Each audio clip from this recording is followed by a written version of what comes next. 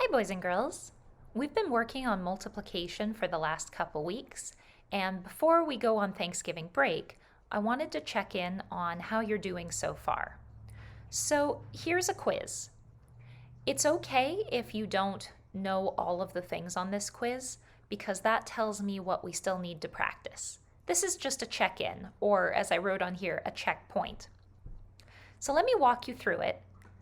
First, your name, obviously, as usual. So the first question has 4 pictures.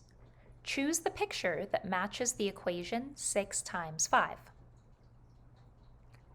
This is a checkbox question where you're going to check the boxes for the answer. You need to figure out which of the story problems below can be solved with the equation 7 times 8 equals 56. Choose all the correct answers. Now here's a hint. Only 2 of the story problems match this equation, so you're going to be checking 2 boxes. Listen and read to figure out which story problems match this equation. You might want to actually write the equation that goes with each story problem. That could help you figure this out if you solve them. Okay, so we're listening for story problems that match 7 times 8 equals 56. Let me read them to you. The first one says, Sophia has 56 balloons. She gives 8 to her friend. How many balloons does Sophia have now? The next one says, Devin has 7 baskets. He puts 8 toys in each basket. What's the total number of toys Devin puts in the baskets? The third possible story problem is there are 56 tables in the lunchroom. Each table has 8 chairs.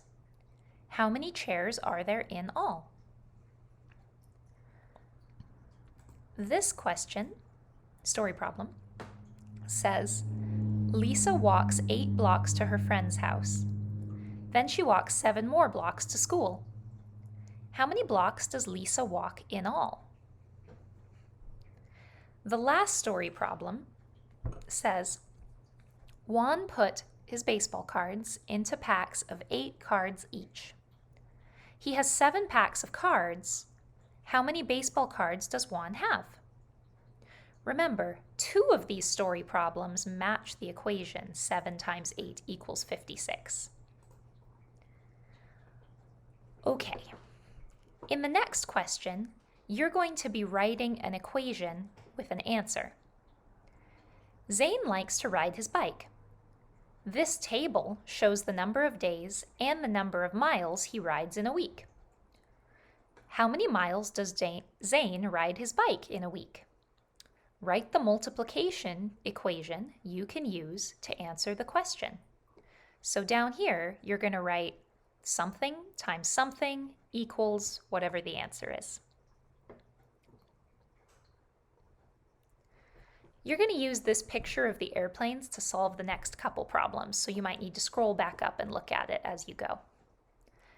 This drawing shows Sheila's model airplanes on their shelves. She keeps the same number of airplanes on each shelf. In the first problem, imagine Sheila adds 3 new airplanes to each shelf. You might need to copy this and draw it on some scratch paper to help you figure it out, because then you can draw the rest of the airplanes.